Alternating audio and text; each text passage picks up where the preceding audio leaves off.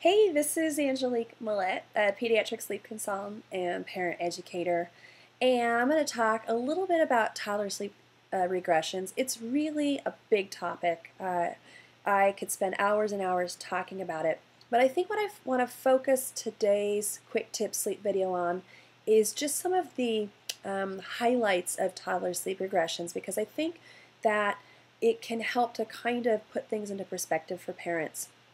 So one of the challenges that your toddler is going through is that they're becoming a little independent little person. And that's great news. That's exactly what you're after, is that they're really trying to express themselves and verbalize their needs. They are trying to put into words their emotions, their feelings. All of that is really happening in a big way starting around 18 to 22 months, and then it really just continues and continues and continues. So one of the reasons that your toddler's sleep will regress is that they will become, they start to have a greater imagination. Fear of the dark starts to develop around age 2. Impulse control starts to develop around age 2.5, and these are proximate times.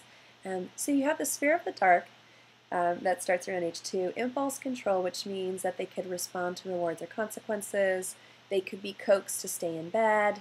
Or put themselves to sleep with your encouragement. That starts around age 2.5, 3.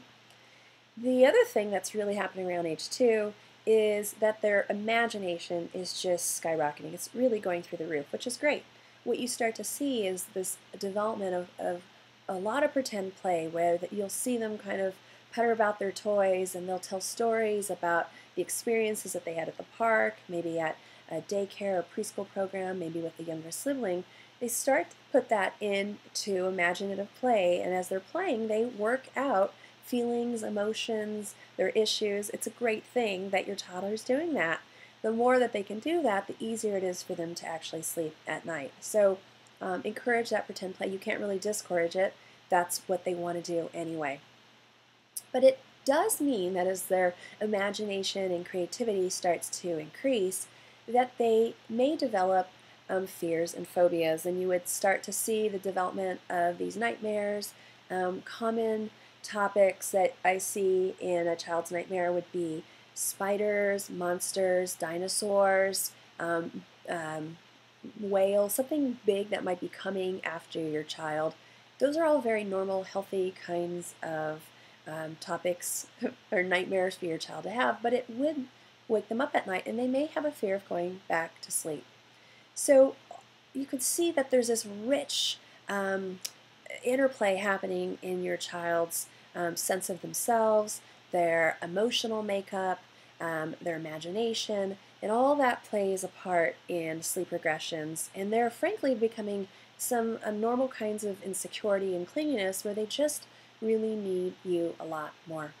So I just want to put that into context so that parents can really understand that when it appears that their child is maybe being naughty or not paying attention at bedtime or really pushing the limits, in fact, this rich tapestry of development and your child's budding independence and imagination, all that is playing a part in their ability to feel safe and secure and put themselves to sleep at bedtime, and then feel safe and secure to put themselves back to sleep in the middle of the night. It really helps us better understand why they would get out of bed at night and look for you, why they would get out or wake up at night and call for you. All of that is a normal part of a child who's feeling a little bit more insecure and clingy due to all these big changes that they're going through. So I hope that's helpful for you. It's been great to share that information with you. And then you can look on my website to find out a little bit more about how to use the chair mattress method. It's under the topic Toddler Sleep Regressions in the archive webinars, and it talks all about how to help a toddler who's getting out of bed at night, how to help them stay in their bed at night without making them feel more clingy and insecure and anxious. Thanks so much.